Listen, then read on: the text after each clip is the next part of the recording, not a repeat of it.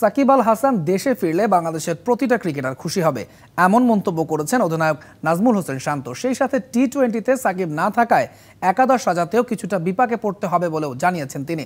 গোয়ালিয়রে দ্বিতীয় দিনের অনুশীলন শুরুর আগে আনুষ্ঠানিক সংবাদ সম্মেলনে এসব কথা বলেন টাইগার ক্যাপ্টেন। নিজের শেষ টেস্টটা দেশে গিয়ে খেলতে চেয়েছিলেন সাকিব আল হাসান। শুরুতে গ্রিন সিগন্যাল না পেলেও সারা দেশের মানুষের চাওয়ায় আস্তে আস্তে মিলছে আলোর দেখা। সম্ভাবনা জাগছে দক্ষিণ আফ্রিকার বিপক্ষে সাকিব আল হাসানের দেশের মাটিতে শেষ টেস্ট খেলার। সেরকমটা হলে সবচেয়ে বেশি খুশি হবেন বাংলাদেশের ক্রিকেটাররা, এমনটাই জানিয়েছেন বাংলাদেশ অধিনায়ক নাজমুল শান্ত। সাকিব ভাইয়ের ব্যাপারে যেটা বলেন, অবশ্যই উনি যদি দেশের মাটিতে যে খেলতে পারেন, এটা তো অবশ্যই আমাদের বাংলাদেশের প্রত্যেকটা প্লেয়ারের জন্য অনেক স্বস্তির একটা ব্যাপার। সেই সাথে টি-20-তে সাকিব আল হাসানকে মিস করবেন বলেও জানিয়েছেন নাজমুল শান্ত। সাকিব ভাই আপনি যেটা বললেন নাই, অবশ্যই এটা আমাদের জন্য একটা নতুন ব্যাপার, স্পেশালি এই ফরম্যাটে।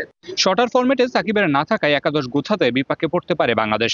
সেই জায়গায় মেহেদী মিরাজকে এগিয়ে রাখছেন ক্যাপ্টেন। 11 জন সাজাতে একটু অসুবিধা হবে, কারণ উনি একটা দুই দিক থেকে একটা ভালো কম্বিনেশন দিতেন, বোলিং এবং ব্যাটিং এ। সো আমরা মিরাজকে দলে নিয়ে এসেছি এবং আমি আশা করবো যে মিরাজ ওই জায়গাটা চেষ্টা করবে খুব তাড়াতাড়ি অ্যাডাপ্ট করার জন্য।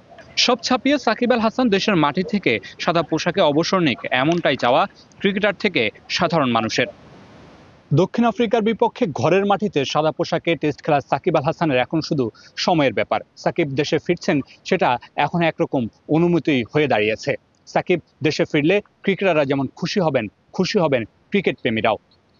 Mamunur Rashid, DBC news, Gwalior, Bharat.